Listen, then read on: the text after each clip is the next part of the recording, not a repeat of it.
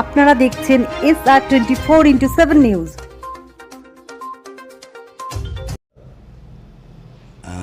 এটা আমাদের কাছে আশা করা ছিল, আমরা জানতাম। প্রকাশ্যে আমরা যেগুলো দেখতাম তাতে আমরা কখনোই ভাবিনি যে আমরা এই রেজাল্টটা করব না। মানুষের যা রেসপন্স পেয়েছি, ডোর টু ডোর করতে গিয়ে, মিটিং মিছিল, মানুষের বাড়ি বাড়ি গিয়ে যে সিমটম আমরা মানুষের মধ্যে পেয়েছি, তাতে আমরা জানতাম আমরা খুব ভালোভাবেই জিতব। ঠিক প্রেক্ষাপটটা মাথায় রাখতে হবে।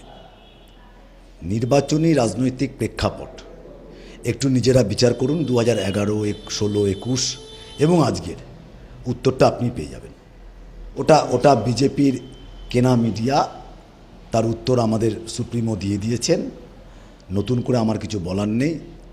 আমরা অতীতে বহুবার দেখেছি। আমি গতকালও বোধহয় আমি একটা ফেসবুক পোস্ট করেছিলাম দিদিমণির বার্তাটা। আমরা দিদিমণির প্রতি আস্থাশীল, দিদিমণির প্রতি বাংলার মানুষ ভরসা রাখেন। তো ন্যাচারালি আমরা বিভ্রান্ত হইনি, আমরা আমাদের জায়গায় ঠিক ছিলাম। আমাদের সুপ্রিমো কোনো সার্টিফিকেট দেন, সেখানে আমাদের কিছু বলবার অপেক্ষায় থাকে। অভিষেক ব্যানার্জি তো সেরা সাংসদই, এবং তিনি প্রমাণ করেছেন। ডায়মন্ড হারবারে সে যাওয়ার সময় পায়নি, সারা বাংলা জুড়ে সে প্রচার করে বেরিয়েছেন দলের।